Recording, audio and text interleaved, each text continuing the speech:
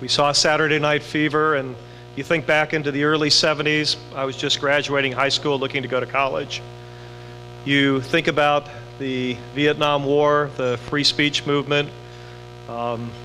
Growing up, that was an exciting time in our lives, and for me, it was moving out of Los Angeles, going up to Berkeley and Hastings.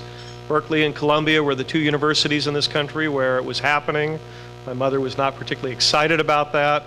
Back then in the UC system, if you think about it, right now today you can apply to all the UC campuses separately, but back then you had to apply to the UC system and rank your priorities, and my mother had thought I had put UCLA #1, of which she was a graduate, and I'd spent many years going over and watching the UCLA teams of football and basketball, and had great success, but my best friend was going to Berkeley. I wanted to go to Berkeley, and I put Berkeley down, and I got in, and they were not happy, but that's where I went.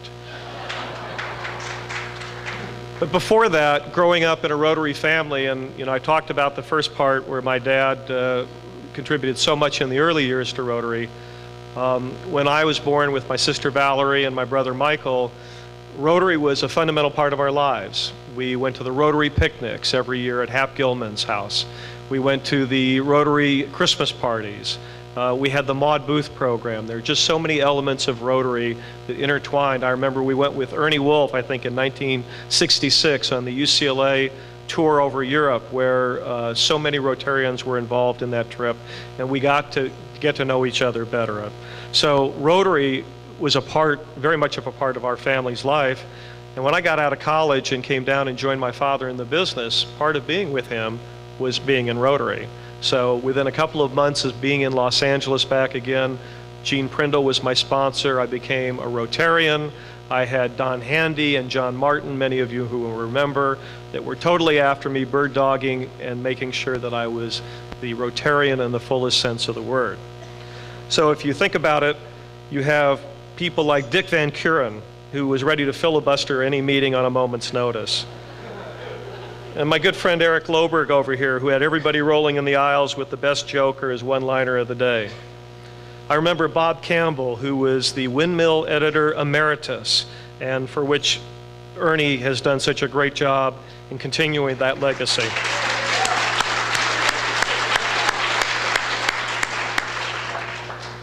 And I don't know if you all remember Dave and Mary Fife, but they were the essence of Rotarians.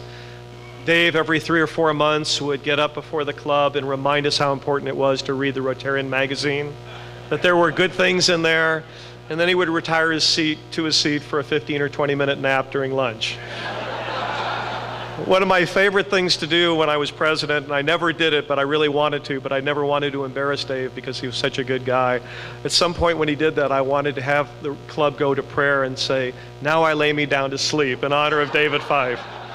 But he was a great Rotarian.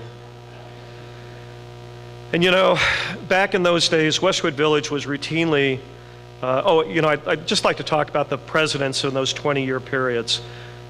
Those presidents were so dynamic, and I only speak about it because that was such a critical part in my club experience. If you think about it, I'd just like to read the names real quick as we can remember the presidents for these 20 years. Don Handy, Lowell Lawson, Jim Downey, Sam Wanis, Yo Setaguchi, Lyman Powell, Jim Edwards, who's here tonight, and thank you, Jim, for coming and joining us. Lou Stroh, Bill Peplow, Bill Goodwin, Doug Desch, John Singleton, Eric Loberg, Roy Velasic, Howard Siskel, we love him, Dave Moore, Bill Bloomfield Jr., Dave Whitehead, and Andy Anderson. And those are just a great group of people to have been with during that time period.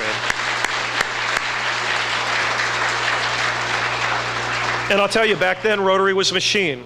We had Doug Desch running the club effectively as a dictatorship.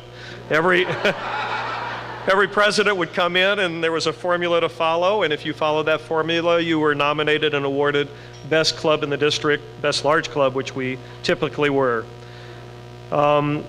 If you think about it, we were heavily involved and still are in the Japanese student exchange.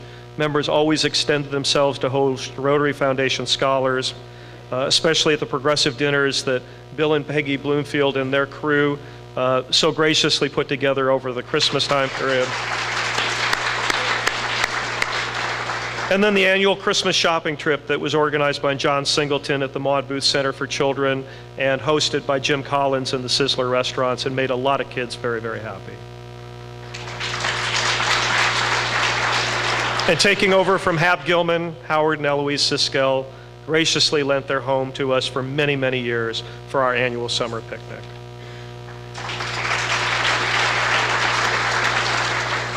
You know, my tenure as the club's president was really rewarding for two major reasons. First, it marked the 50th anniversary of my father's role as club president for the Westwood Village Rotary Club. He was president in 1937-38, and I was president in 1987-88, and that was just a fabulous legacy to have, and think about all the things that my father had contributed. And on the second piece of it, on either side of me, I was bracketed by Bill Bloomfield Jr., who was the immediate past president, and Dave Whitehead, who's put together this program tonight as president-elect.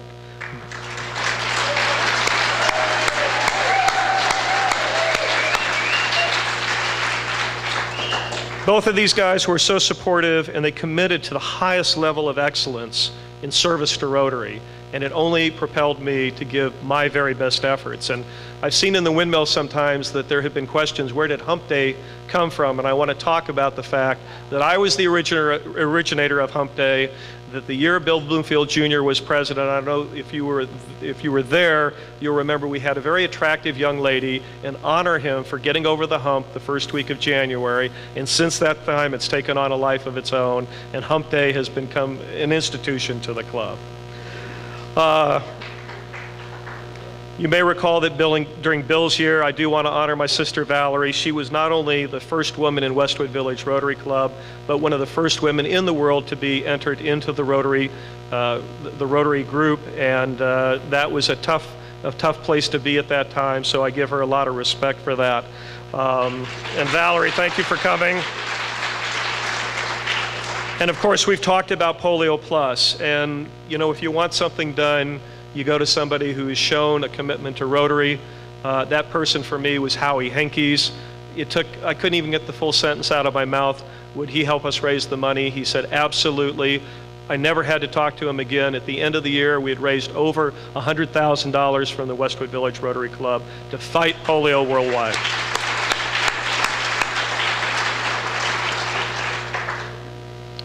We've already talked about the fact that Sam Wanis, Bill Goodwood, and Andy Anderson all served as district governors.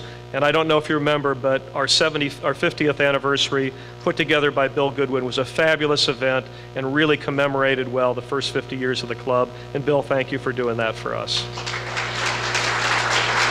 And finally, for those of you who can really think back, my fondest memories of the 70s and the 80s are that for most of that period, we got dessert with lunch.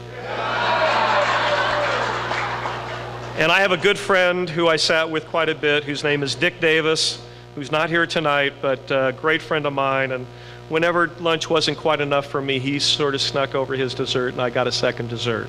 So to Dick, thank you. And again, to me, this was again the era of the friendly Westwood Village Rotary Club, and it's great to see that we're keeping the spirit of it. Thank you.